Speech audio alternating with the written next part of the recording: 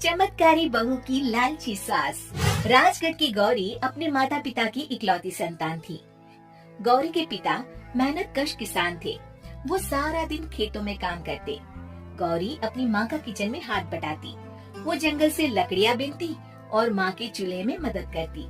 एक दिन वो जंगल में लकड़ी बीनने गई थी कि तभी उसे रोने की आवाज आती है।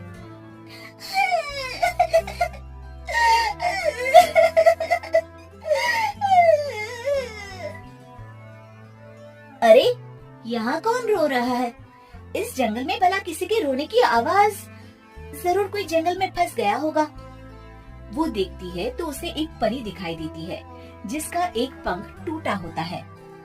अरे, तुम कौन हो और क्यों रो रही हो? मैं परीलोक की रानी हूँ। पृथ्वीलोक में घूमने आई थी, लेकिन देखो ना, मेरे पंख ही टूट गए। अब मैं कैसे उड़ान भरूंगी? अरे, इसे जोड़ना तो आसान है। रुको, मैं अभी जोड़ देती हूँ। ये कहकर गौरी लकड़ी और रस्सी की सहायता से पंखों को जोड़ देती है। परी अपने जुड़े हुए पंखों को देखकर खुश हो जाती है और गौरी को वरदान देती है कि वो पूर्णिमा की रात किसी भी चीज को हाथ लगाएगी तो वो सोने की हो जाएगी। लेकिन गलती से अगर उसने किसी इंसान को छू लिया तो वो अगली पूर्णिमा तक सोने का ही रहेगा। गौरी घर आती है और सारी बात अपने माता पिता को बताती है।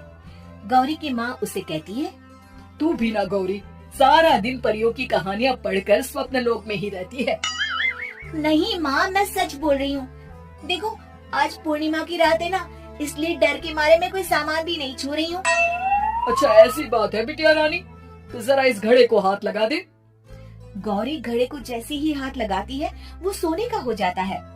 गौरी के माता पिता घड़े को देखकर हैरान रह जाते हैं। अगले दिन गौरी के पिता उस घड़े को सुनार के पास बेचने जाते हैं तो रास्ते में उन्हें कंचा काकी मिलती है। वो सोने का घड़ा देखकर गौरी के पिता से पूछती है, अरे गौरी के बापू, ये पीतल तो बड़ा चमक रहा है। अरे काकी, ये पीतल नहीं, सोना है, सोना बेचने ले जा रहा हूँ। अरे कहीं कोई लॉटरी लग गई है क्या? इतना सोना? गौरी के पिता काकी को गौरी को परी द्वारा दिए वरदान के बारे में बताते हैं। काकी गौरी के पिता की बात सुनकर सोच में पड़ जाती है और फिर अगले दिन काकी गौरी के घर आती हैं। गौरी के बापू, तुम्हारे लिए मैं एक खुशखबरी लाई हूँ। तभी गौरी की माँ पूछती है, क्या खुशखबरी है काकी? अरे तुम्हारी बेटी का रिश्ता मैं अपने बेटे से करना चाहती हूँ। अरे कब तक अपनी सयानी लड़की को घर पर बिठा कर रखोगी? हाँ, देखो काकी, मैं ऐसे ही व्यक्ति से अपनी बेटी की शादी कराऊंगा जो गौरी के वरदान से नहीं, उसके गुणों को समझे। अरे हमें तो गौरी के गुण अच्छे लगे, इसीलिए तो आ गई हूँ मैं। फिर गौरी के माँ बाप मान जाते हैं और उसकी शादी काकी के बेटे से हो जाती है। अगले दिन, अरे गौरी, कल पूर्णिमा की रात है। तुम्हारे पिताजी परी के वरदान के बारे में बता रहे थे, तो मैं ना कुछ चीजें रख दूंगी, जरा हाथ लगा देना। तभी गौरी का पति वहाँ आ जाता है और अपनी माँ से कहता है, माँ, क्या जरूरत है गौरी के वरदान को इस्तेमाल करने की? वैसे भी मेरी मेहनत से घर तो चल ही रहा है ना। और गौरी के पिता ने भी यही कहा था कि वो ऐसे ही व्यक्ति से उनकी बेटी की शादी करेंगे जो गौरी के वरदान से नहीं, उसके गुणों को समझे। अरे बस कर किताबी बातें। तेरे लिए क्या लड़कियों की कमी थी जो मैं ये किसान की बेटी घर ले आती? और सुन गौरी, कल अगर तूने सारी चीजों को सोने का नहीं किया तो मैं तुझे घर से निकाल दूंगी और अपने बेटे की दूसरी शादी करवा दूंगी, समझी?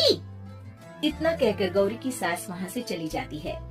अगली पूर्णिमा की रात गौरी की सास गौरी के सामने ढेर सारे बर्तन रख देती है और कहती है, जल्दी कर गौरी, रात खत्म हो जाएगी। जल्दी जल्दी इन सारे बर्तनों को हाथ लगाकर सोने का कर दे। गौरी करती भी तो क्या, वो जैसे ही एक छोटे से बर्तन को छूने वाली होती है कि उसकी सांस भड़क जाती है। क्या मजाक बना रखा है? इतने छोटे से बर्तन में क्या होगा? ये ले, ये बड़ा वाला बर्तन। जैसे ही बड़ा सा बर्तन लेकर गौरी की सांस उसकी तरफ बढ़ती है, वैसे ही बर्तन के बाहर से वो धड़ाम से गिर जाती है। सांस को गिरा देख गौरी उन्हें संभालने दौड़ती है और वो सांस को हाथ लगाकर कहती है, अरे सासू माँ, क्या हो गया आपको? कहीं चोट तो नहीं लगी ना? लेकिन जैसे ही वो हाथ सांस से हटाती है तो देखती है कि उसकी सांस सोने की हो गई है। गौरी सोनी की सास को देखकर रोने लगती है और अपने पति से कहती है, मुझे परी ने कहा था कि अगर मैं किसी इंसान को हाथ लगाती हूँ तो वो अगली पूर्णिमा तक सोने का ही रहेगा। अब मैं क्या करूँ? अरे करना क्या है, माँ को उठाकर अलमारी में रख दो। और हाँ, लालच का फल बुरा ही होता है। ज्यादा बड़े बर्तन को सोने का बनाने के चक्कर में माँ का ये हाल हुआ है। ये कहकर वो दोनों माँ की तरफ देखने लगते हैं।